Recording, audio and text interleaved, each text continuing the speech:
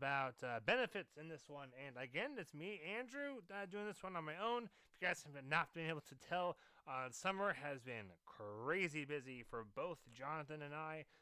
We've fallen a little off track of getting uploads up when we want to. Hopefully, we'll be able to kind of get into more of a groove once the year starts. But part of why things are going nuts is because I'm starting a new job here as a first-year teacher, working with at-risk juniors and seniors, be kind of like their career life coach. The goal is to help them be individuals that either graduate high school and are employable, or at the very least, be able to get a job, and then more importantly, keep that job. So that's kind of what I'm starting. I'm also doing coaching, starting with cross country. Might be coaching some girls basketball for high school. We'll see what the spring brings. So I'm obviously super busy. And then Jonathan, he's got all his stuff going on, and we apologize for not being as punctual as military people tend to be known for. So that kind of hopefully explains some of the lapse, I guess, and some of the punctuality for you guys. That's some big stuff. I'm pretty excited. The school I work at, apparently I get a MacBook as being a staff person, so I get to learn how to use Apple now, which is, it'll be different. I haven't really ever used Apple, so there it is, what it is, and hopefully I'll be able to figure it out before too long. So that's I guess what's been going on with us in a nutshell. This episode is going to be kind of, again, more about some benefit kinds of stuff, at least from the best I can explain it. I want to try to give at least one resource to really help you all that will help with using all of your benefits, because they're going to be an advocate for you, as well as just some broad strokes of my own experience with filing for disabilities, because I am now 80% disabled, or at least that's my rating from the VA. So I've done a fair chunk of some things, and hopefully I can share from my experience. So benefits are important because that is, in all actuality, at least part of why a good chunk of people join. It could, in fact, be a lot or all of why people join. I know with the National Guard, it's pretty common to join the National Guard because they'll pay up to, I think it's like 75% of your school, something like that. I was in the National Guard, so I could be off, but they'll pay a lot of your school. I know a lot of other folks will do like active Army, Marines, etc., because then they'll get 4 years worth of a GI Bill, so they could entirely pay for a bachelor's degree or whatever job training you want, because yes, the GI Bill, to my knowledge, is usable for more than just college. You could use it for a trade school. The idea is you have to use the GI Bill for any kind of furthering education that's something past high school. So like we trade schools, like I guess that there's like a medical kind of a thing, like paramedic training. I know that's like a thing that you have to go through. It's not necessarily college, but it's not necessarily a trade school. And of course there's college, and it will cover things like grad degrees. For example, I managed to have to only use 2 years of my GI Bill to get my bachelor's degree done, so I have 2 years worth left for a master's degree, and I've checked, and I can use it for a master's degree. So you could potentially, depending upon where you're at educationally wise, be able to get a PhD for free from the government's dime. So I guess it's not really for free. You did have to earn that shiz, but you don't have to pay for the degree, at least with your actual money, so that's kind of nice. Now, here's some other things to know about the GI Bill with how it works. So there's two main common options within the GI Bill. You got the Montgomery Bill, which I don't really think many people use anymore, and then you have the post 9/11 GI Bill. That's the one that I use, so I'm more familiar with it. Why I chose post 9/11, and why I think if you haven't picked already, you should choose the post 9/11 GI Bill, is because they will pay you money, like a housing allowance, as long as you're a full-time student. I think there's some minimum credits required, like it might be 15. But anyways, those kinds of details, great for the advocate resource we'll get to before too long. But just know if you're a full-time student, you will get a housing allowance, and it's based off your zip code. So it's not like your disability from the VA. With someone in California, like my friend, if he's when he and I were rated the same percent, he got the same amount of money. And I was in somewhere like Colorado, which is a little bit cheaper, not by much, but a little bit, and so I went farther. Whereas now, with my higher rating of 80%, if he was 80%, we get the same amount, which is, way more helpful in the Midwest than it is in California. So just something to keep in mind is with the GI Bill, the housing allowance is based off your zip code. So if you're in California, the amount you get is going to be different if you're in San Diego than it would maybe if you're in the northern part, kind of by Oregon. Same thing for different states. So kind of keep that in mind. If you're like, well, the amount that I see from the VA for ratings doesn't really help out. I still can't afford school. Like it's based off your zip code. So hopefully that would be a huge chunk of change. And also, to my knowledge, it's on top of whatever disabilities you have if you have any disability rating. So let's say I went to school for my master's degree. I would be getting my 80% disability rating every month, as well as getting the housing allowance on top of each other. And this is just all stuff I've been kind of figuring out, asking about, and looking into. Hopefully, this is all right. I should have given a little precursor at the beginning. No, most of this is we're not official VA folks.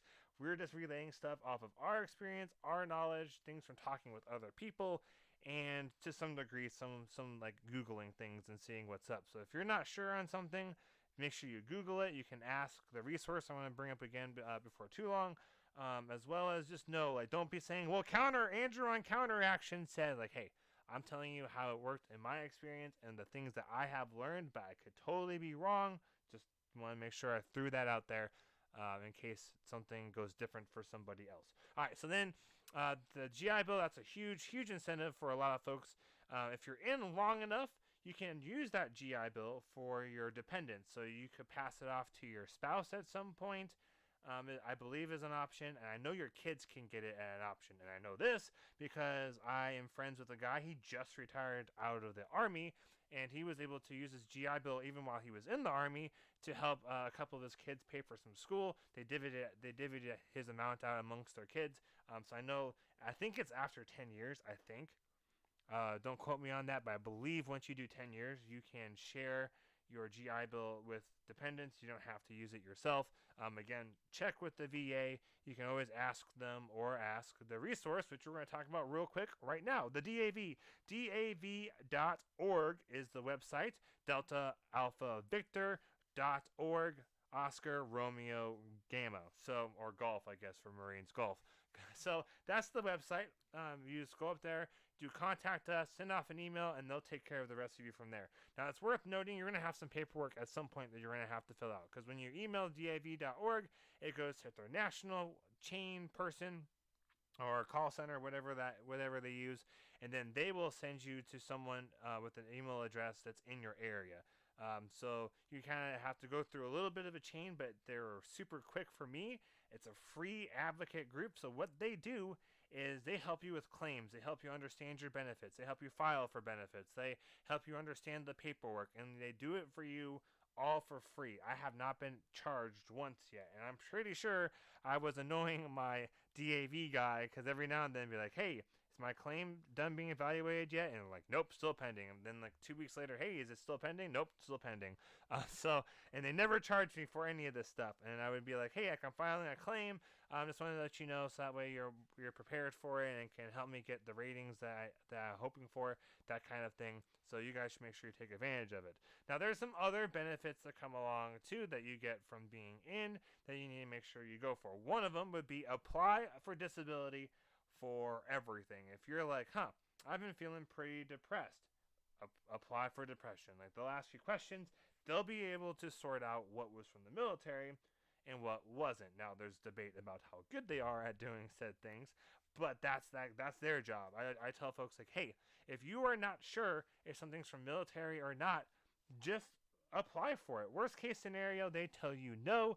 Best case scenario, you get some money every month, and as well as some help, because these things are tough to handle, and things like seeing a therapist is really, really expensive. But you know what's not expensive is having a disability for something like depression, PTSD, anxiety, or anything else. Your shoulder, hearing, vision, touch, taste, smell, all that stuff, because whatever you are rated for, you get free health care for life. So if you're rated for just depression, even if it's like, I don't know, 15% or something like that, then you will be able to see a therapist on anything related to depression for life. And that covers a lot of stuff. If you file for hearing and you get rated for hearing, anything that is hearing related, you get covered for free for life. And then once you pass a certain percentage, you get all health care for everything for free. There's one percentage where it's like really reduced. There's another percentage where it's for free. I believe it's 50%.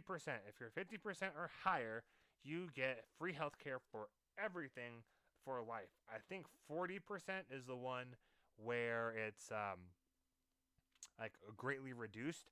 But again, I'm at 80%, and so I haven't had to handle with this part for a little while. But people in our Discord, the CounterAction Discord, we should have links for that in these description boxes. There's folks in there that are more well versed in what those are than I am, as well as you can ask the DAV, or just ask the VA themselves, and they will tell you. You can also check your own ratings by doing things like asking your primary care physician at the VA, because they can look stuff up and see. There's a bunch of ways to find out and to get this kind of information. So you got the medical benefits. We talked about the school benefits. There's also other benefits that I'm not even completely aware of. So here's I guess one that I didn't know was a thing until recently. They have couples therapy as an option through the VA. So like you and your spouse, even if your spouse is not a veteran or going through a hard time, like my wife and I are, the VA will help you out. Now, hopefully you have enough of a rating where that help is for free, but I mean, it's probably going to be way cheaper than paying for a couples counselor somewhere else. Now, the downside is the VA tends to be a little bit slower. So if you're in Iowa or the Midwest, like I am, it tends to go kind of quick with getting appointments because they're not as blocked up. I hear Florida, though, is the biggest center, and so that might take a while. So that's kind of the downside, especially for things like couples therapy, is you might have to wait a little while to get some of that more or less free help or greatly reduced help. So you just got to kind of weigh that with the severity of what you're going through. So there you go. There's kind of a lesser known thing that the VA does, which is family and couple counseling. If you're going through a divorce, hard time with your wife, or you guys are just like, hey, or your spouse rather, not everyone's, as a male that's watching this, or, however they find attractive, like we don't care, like whoever your spouse is, you can get some help for all that stuff, and it works out really well. I did not know they had this. So another big benefit that I'm not sure how aware of people are of this benefit, I know I wasn't really aware because I didn't really care, is the VA home loan. I don't know a whole lot about finances and the exact details, but from my understanding so far, is the home loan is basically you don't have to put any money down on the house, and you get a better mortgage rate, loan interest rate, however all that stuff works, than someone that's not a veteran that didn't use the home loan that put down a good chunk of money. So that's a pretty big deal, right? Like most people aren't going to have however many tens of hundreds of thousands of dollars saved up for a house to pay it all off the bats. So being able to have a home loan from the VA is pretty great because you get some good rates. You don't have to have anything saved for it, so you could use whatever money you had saved for things like closing costs, lawnmowers, appliances if you need it, your kids' dental work, whatever it is that you need to use, can be kind of a nifty way to kind of help yourself out and have a little bit less stress. However, I always encourage folks to save and be prepared, because you hate to get something huge and then get screwed because you weren't prepared. I believe there's other benefits involving loans and things like that, but those would be great questions for the DAV. Last thing I want to mention is my understanding, now let me know down below if I am wrong, is it seems like there's some sort of adoption, foster care kind of assistance that the VA can provide. I had Googled this at one point. I'm not going to spend a whole lot of time on it because I'm not aware, but like I'm in a situation where we can't have kids, and so we were thinking adoption might be a good way to go. And I recall my wife saying like, hey, the VA can help us out with that. So there you go. That's another kind of family planning option that I don't think many people know about.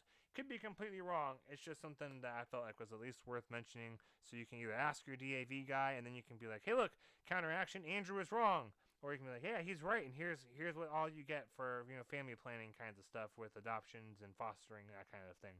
All right, I really hope this episode, I think it's episode 12, helps you guys out with thinking about like trying to, what are some options to you as veterans? I know a lot of times you feel like you're kind of on your own, or maybe the big discount is Veterans Day every November, where everyone's offering all kinds of free food, but I always feel guilty about going, so I maybe go to one restaurant.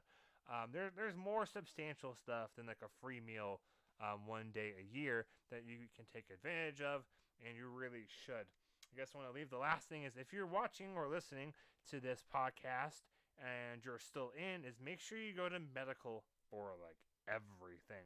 It's way easier to get disability approved if they have prior tracking of that issue being an issue while you're in.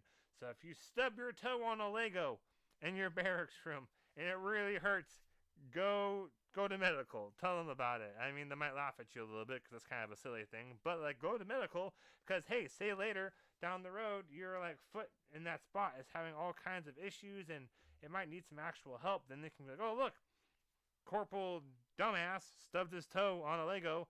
And while they were in the army in 2020, it's now 2050. Well, guess we gotta help him out.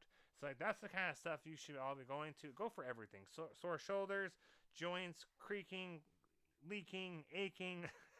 Hopefully no one's leaking. Ooh, that'd be a different thing. Anything, just go to medical and get some track of that issue so that way it's easier to get your claims later. It's way better. Even if it means seeing a chaplain and taking some heat from your command, or seeing a mental health person, they do all of it because it makes it way, way better. I think that's part of why those mental health things like depression, anxiety, PTSD tend to get overlooked by the VA or not approved is because it's just a lot of folks don't go and seek help for that while they are in, so it's a little bit harder for them to be like, hey, this is for sure service connected, even though we all know it's probably service connected. All right, y'all, thanks for watching. We really appreciate it. Feel free to email us what your thoughts are or ideas for future shows or questions or really anything else. If you want to appear on here, we just need you to have Zoom. You can email us at counteraction22@gmail.com. We have the address, should be in the description boxes below. You can hit us up on Twitter. It's at counteraction15. And, of course, you can comment in the actual video section for the platforms that allow things like comments. Those are all great ways to get a hold of us. Email is probably the best because I monitor email and Twitter, as well as the YouTube comments. Jonathan takes care of the podcast stuff, and I don't think they all do comments anyway, so it may not matter. But and just where we're currently at right now is I'm a little bit more available for doing things like checking email than Jonathan is, so do things like email us. We appreciate you guys all so much for watching and being a part of the counteraction for veteran issues. Hopefully you all got a little bit of a step in the right direction for taking care of some benefits and maybe learn something new today. I don't know. I hope you guys all did. Thank you for watching. Have a great week, and we'll catch you guys next time.